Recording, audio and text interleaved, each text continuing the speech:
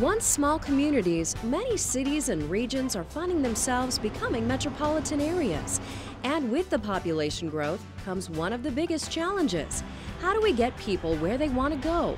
To work, to school, to play, and all the places in between. As congestion grows, getting around becomes increasingly difficult. I think every community is going to be faced with increased congestion. And if you don't invest in transit, the alternative is a lot more congestion or a much wider road, and that road has impacts to your air quality. Congestion costs billions each year in lost productivity, and as many communities grow and look at ways of easing congestion, many of them are looking at light rail and the benefits this alternate form of transportation can provide. Light rail and mass transit is the way of the future. You know, the gas prices are going up all the time, and communities are going to change. Communities are going to have to become a little closer knit. We're not going to be able to be in the isolation of our cars going wherever we want to go as much as we used to. Nobody's going to be able to afford that. So to be lucky enough to be close to a mass transit vehicle that can take you places is a lucky thing, not an unlucky thing.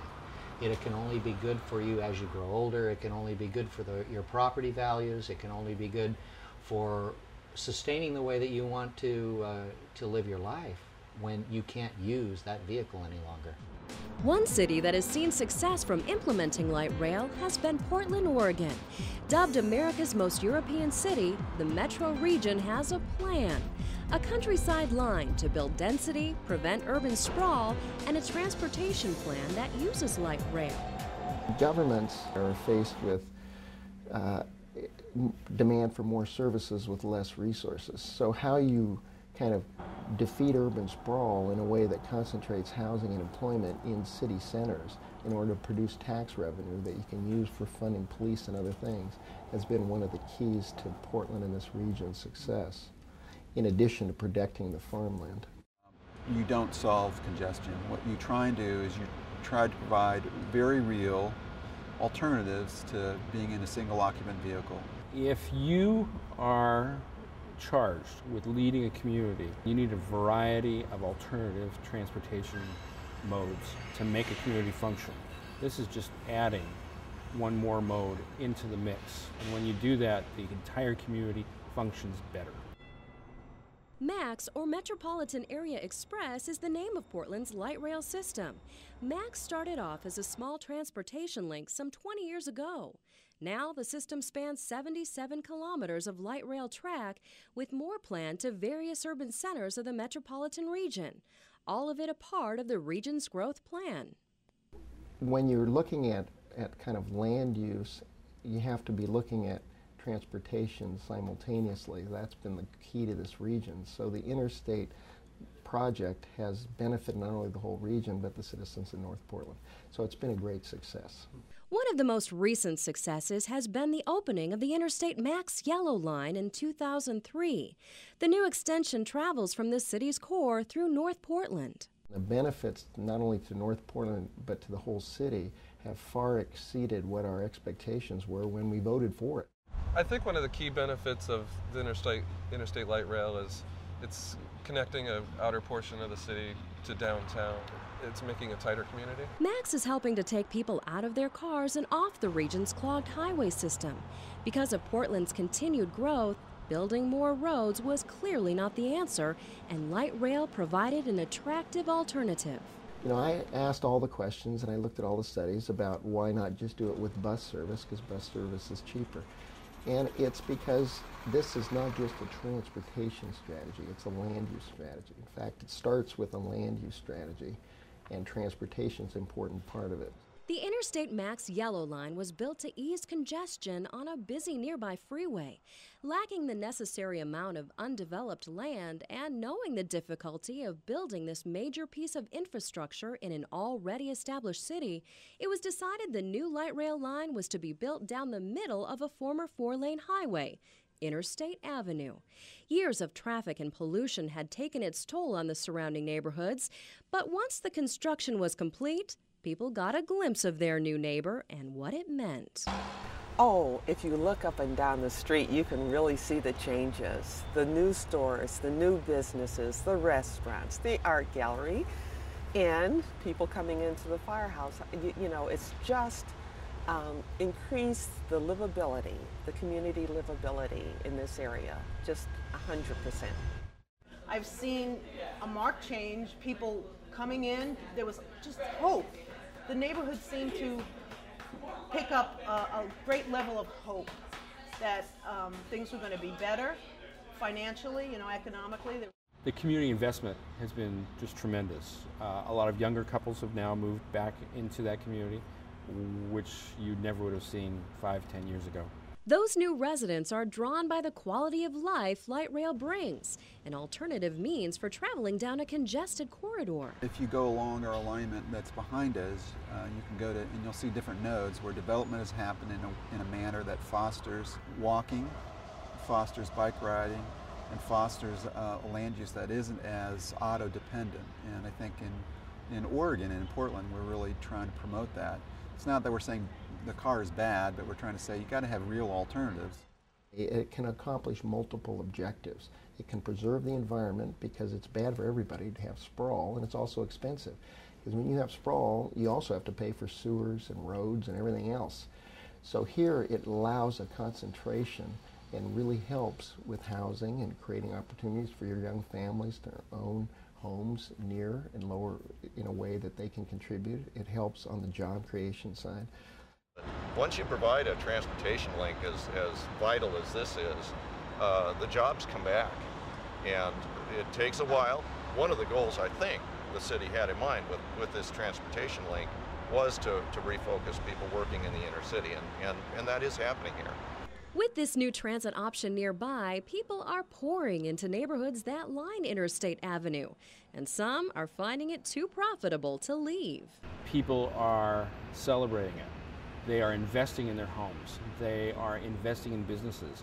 People are being drawn to Interstate now, where they weren't before. And moreover, they're using the light rail line in numbers nobody expected.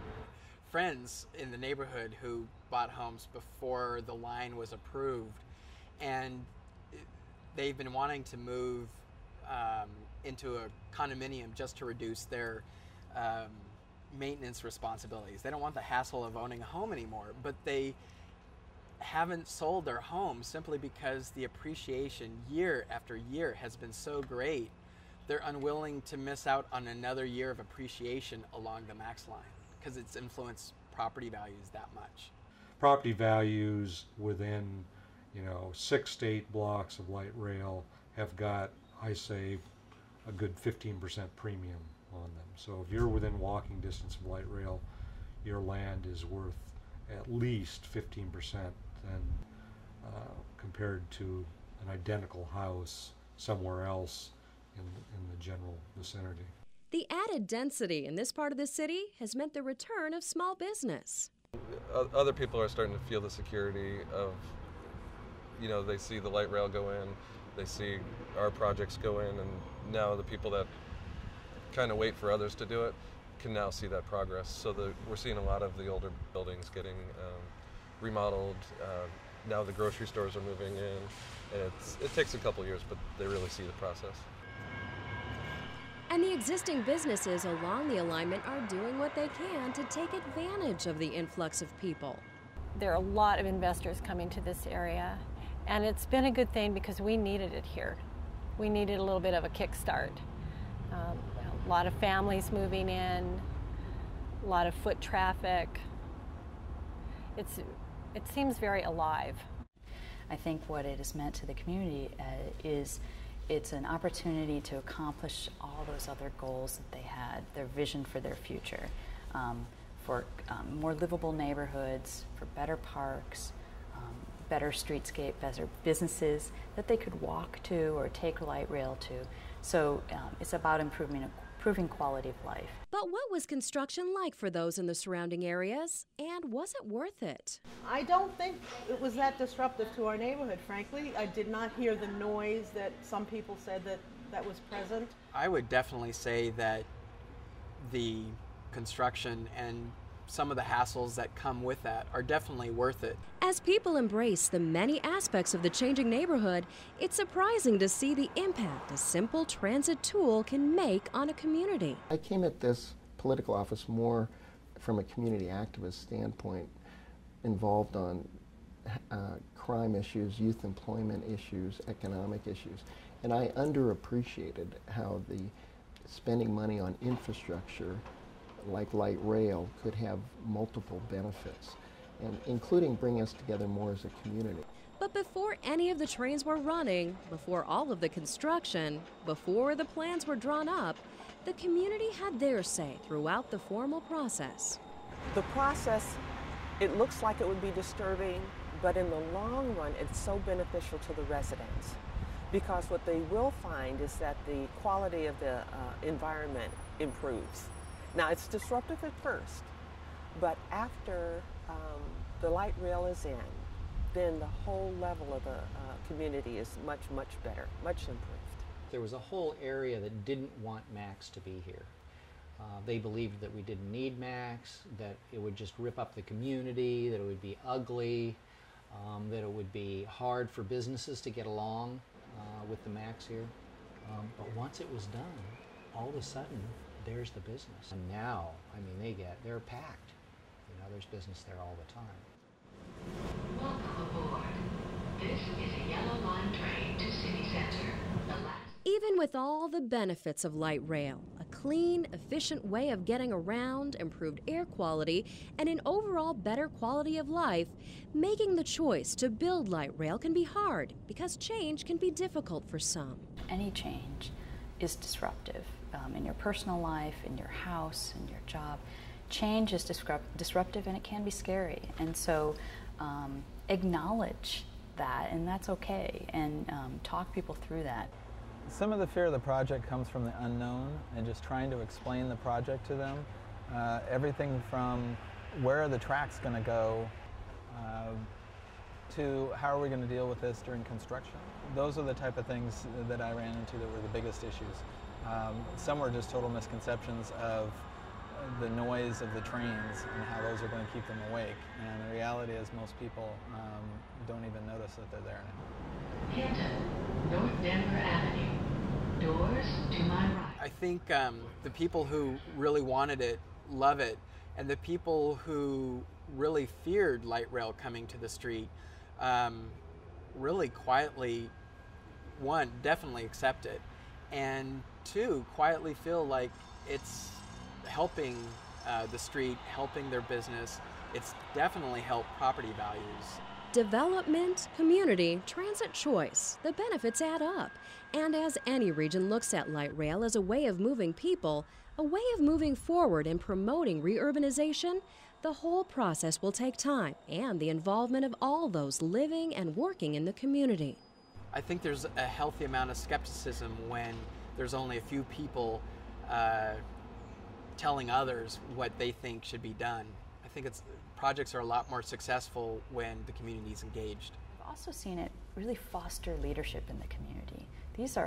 We're talking about thousands of people participating over community meetings, years of process, subcommittees.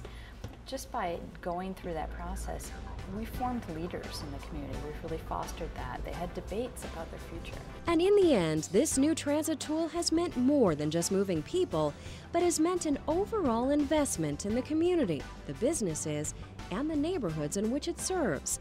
This transit benefit has made and will continue to make a lasting impact. Just like prior generations built highways for us to benefit from, which we need for our transportation system, this is an opportunity for us to leave something for our kids and for the next generation that really makes a difference in the quality of life of our cities.